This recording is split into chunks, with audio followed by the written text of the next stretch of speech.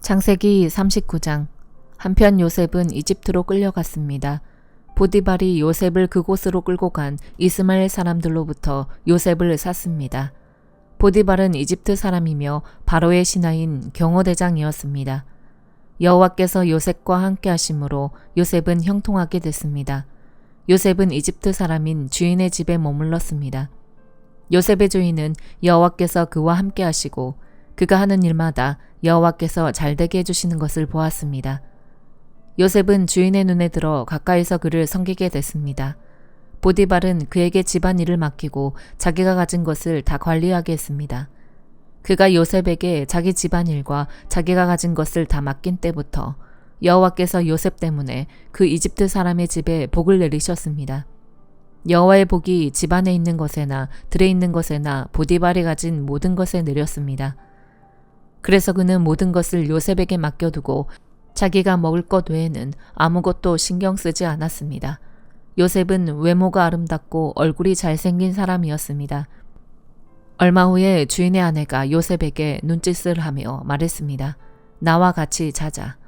요셉은 거절하면서 자기 주인의 아내에게 말했습니다. 보십시오. 주인께서는 집안에 있는 것들에 대해 제게 전혀 간섭하지 않으시고 자신이 가진 모든 것을 제게 맡기셨습니다. 이 집에서 저보다 큰 사람이 없습니다. 내 주인께서 제게 허락하지 않으신 것이라고는 마님밖에 없는데 그것은 마님은 주인의 아내이기 때문입니다.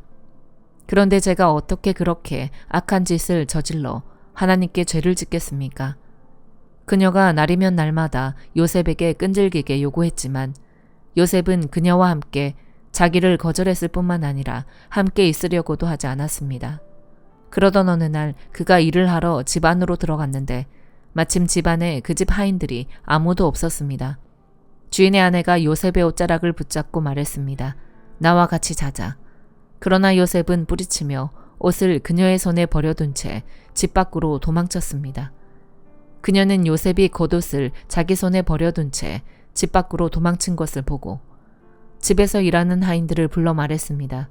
보라, 주인께서 우리를 웃음거리로 만들려고 이 히브리 사람을 데려왔나 보구나. 이 사람이 내게로 와서 나를 덮치려고 해서 내가 큰 소리를 질렀다. 내가 목소리를 높여 고함치니까 그가 옷을 내 옆에 버려둔 채 집 밖으로 도망쳤다. 그녀는 주인이 집에 돌아올 때까지 그 옷을 곁에 두고 있다가 그에게 이 일들에 대해서 말했습니다. 당신이 우리에게 데려온 저 히브리 종이 저를 희롱하려고 제게로 들어왔습니다. 그런데 제가 고함치는 소리를 듣자 자기 옷을 나한테 버려두고 집 밖으로 도망쳤습니다. 그의 아내가 당신의 종이 내게 이런 짓을 했습니다 라고 말하는 것을 듣자 주인은 크게 분노했습니다. 요셉의 주인은 요셉을 데려다가 왕의 죄수를 가두는 감옥에 집어넣었습니다. 요셉은 감옥에 갇혔습니다. 그러나 여호와께서 요셉과 함께 하셨고 그에게 자비를 베푸셔서 요셉을 간수의 마음에 들게 하셨습니다. 간수는 요셉에게 감옥에 있는 모든 사람들과 거기에서 이루어지는 모든 일들을 다 맡겼습니다. 간수는 요셉이 맡은 모든 것에 대해 조금도 간섭하지 않았습니다. 이는 여호와께서 요셉과 함께 하셔서 그가 하는 일마다 형통하게 하셨기 때문입니다. 마가복음 9장. 예수께서 그들에게 말씀하셨습니다. 내가 너희에게 진실로 말한다. 여기 서 있는 사람 가운데 죽기 전에 하나님 나라가 능력을 떨치며 오는 것을 볼 사람이 있다. 6일 후에 예수께서 베드로, 야고보, 요한만 따로 데리고 높은 산으로 올라가셨습니다. 그런데 예수께서 그들 앞에서 모습이 변하셨습니다. 예수의 옷은 이 세상 그 누구도 더 이상 희게 할 수 없을 만큼 새하얗고 광채가 났습니다. 그리고 거기에 엘리야가 모세와 함께 그들 앞에 나타나 예수와 이야기를 나누었습니다. 베드로가 예수께 말했습니다. 주여, 우리가 여기 있는 것이 좋겠습니다. 우리가 초막 3개를 만들어 하나에는 주를, 하나에는 모세를, 하나에는 엘리야를 모시도록 하겠습니다. 모두들 몹시 두려웠기 때문에 베드로는 무슨 말을 해야 좋을지 몰라 이렇게 말했습니다. 그때 구름이 나타나 그들 위에 덮더니 구름 속에서 소리가 들려왔습니다. 이는 내 사랑하는 아들이다. 그의 말을 들으라. 그 순간 그들은 주위를 살펴보았습니다.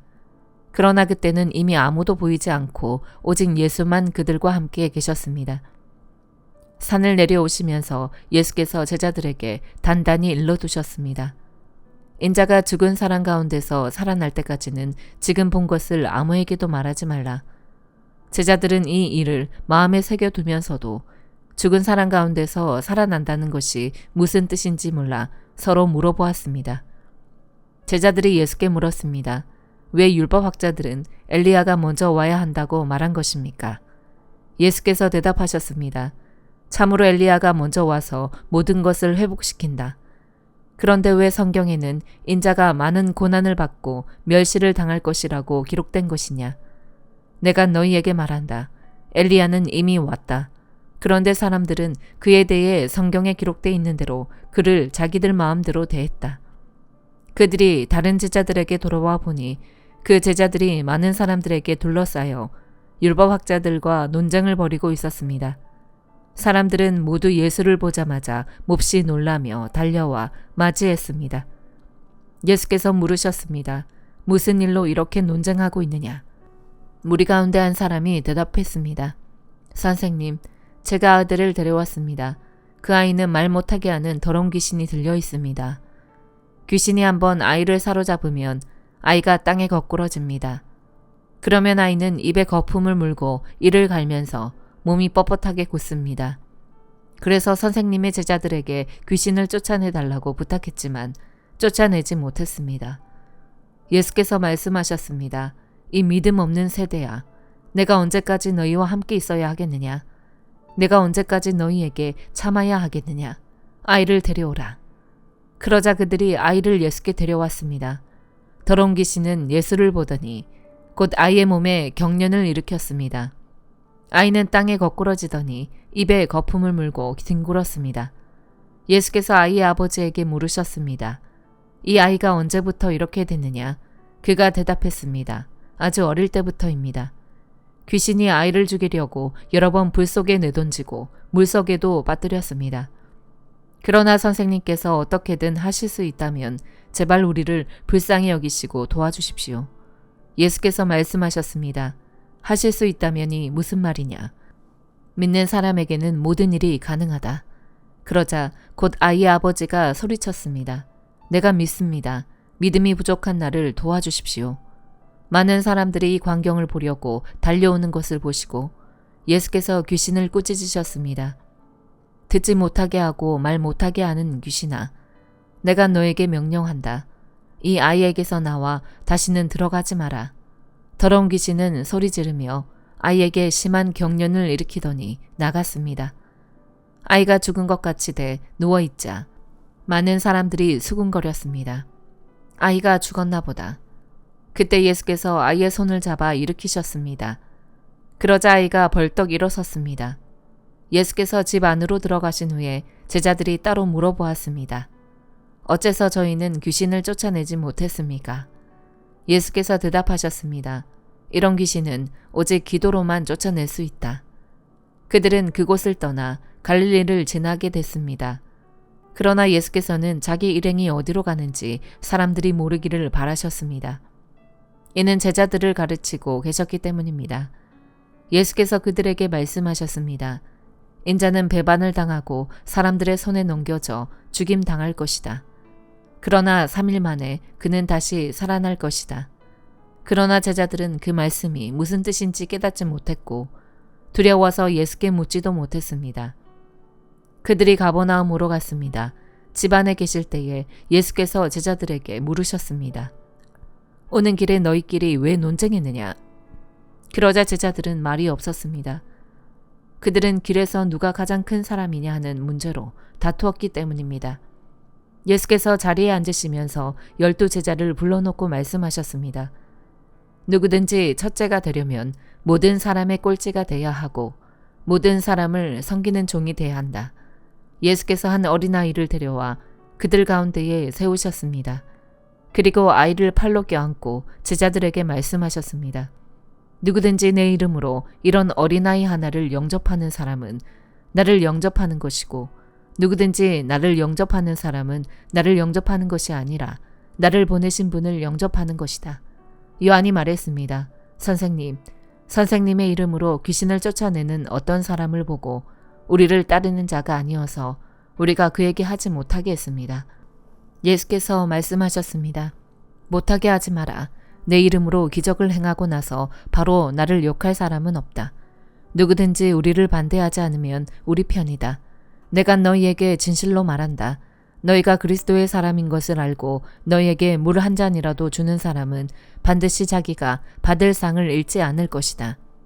또 누구든지 나를 믿는 어린아이들 중 하나라도 죄짓게 하는 사람은 차라리 큰 맷돌을 목에 달고 바다에 던져지는 것이 나을 것이다.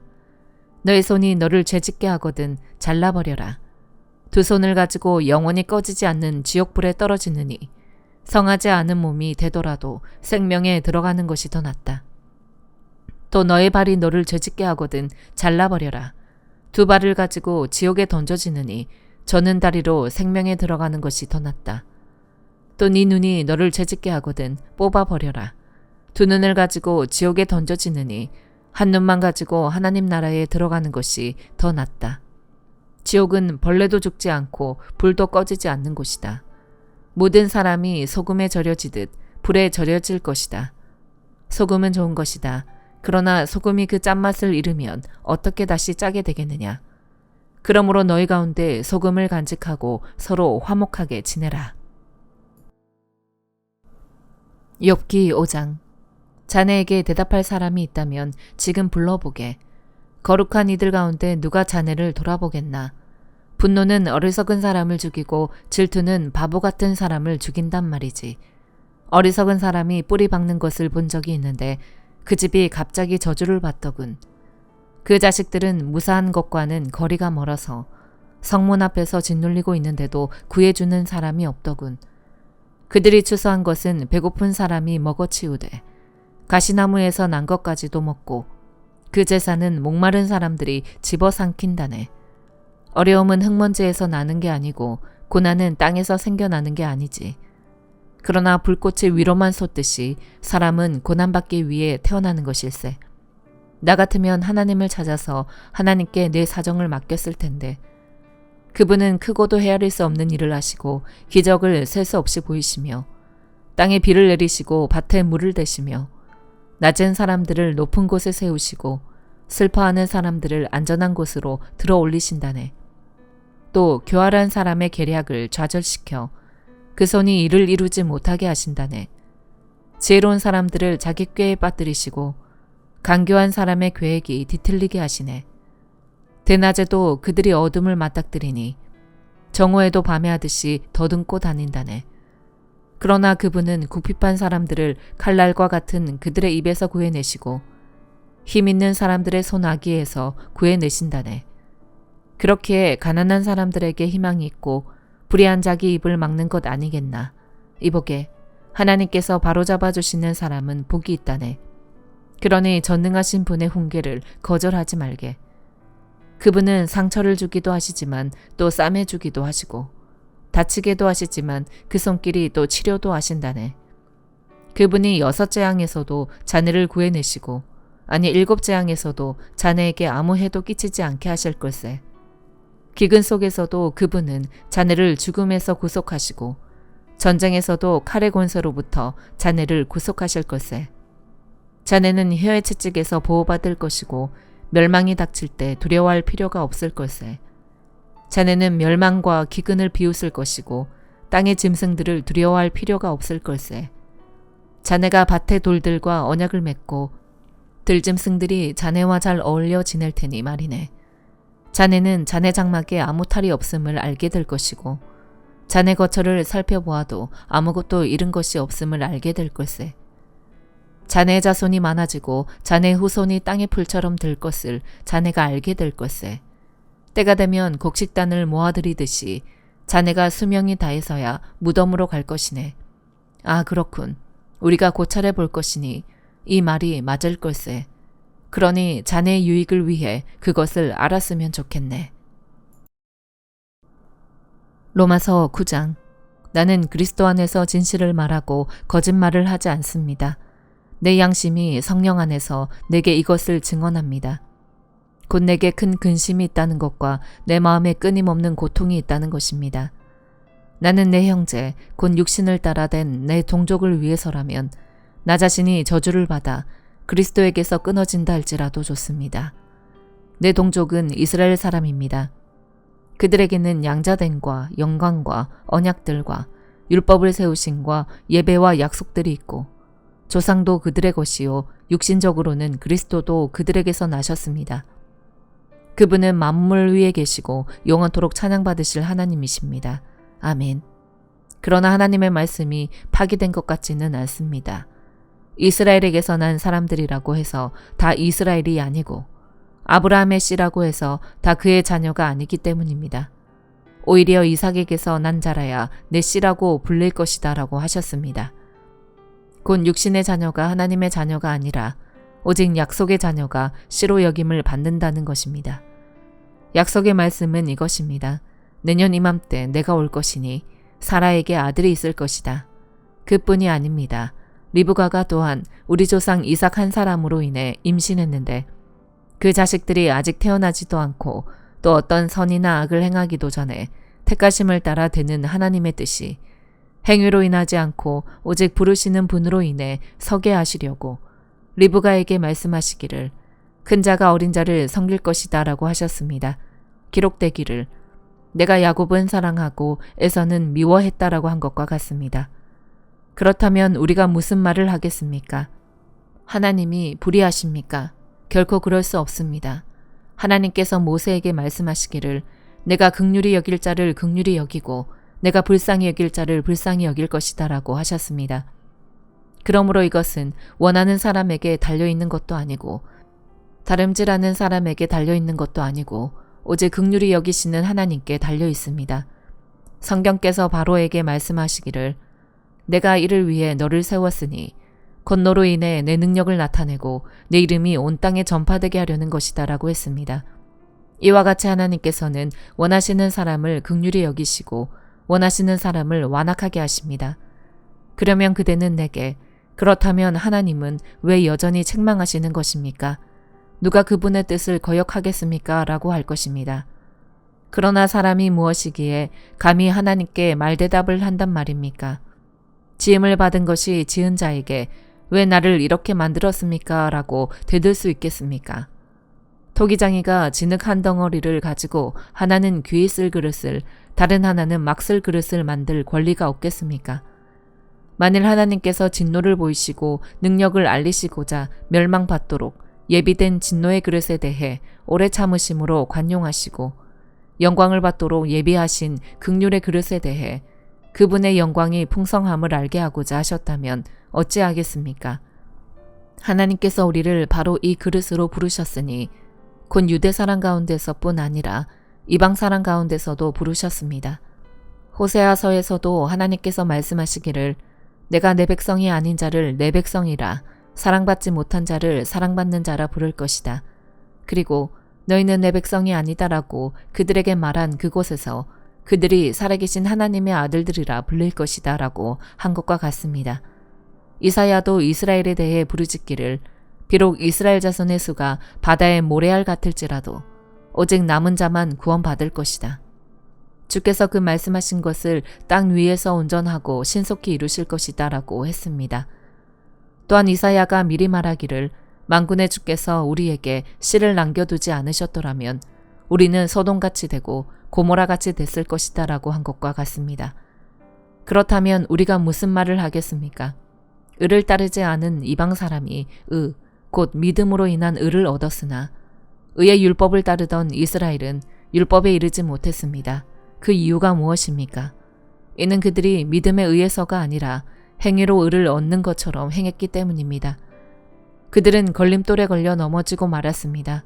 기록되기를 보라 내가 시온의 걸림돌과 거치는 바위를 두리니 그를 믿는 자는 수치를 당하지 않을 것이다 라고 한 것과 같습니다. 아멘.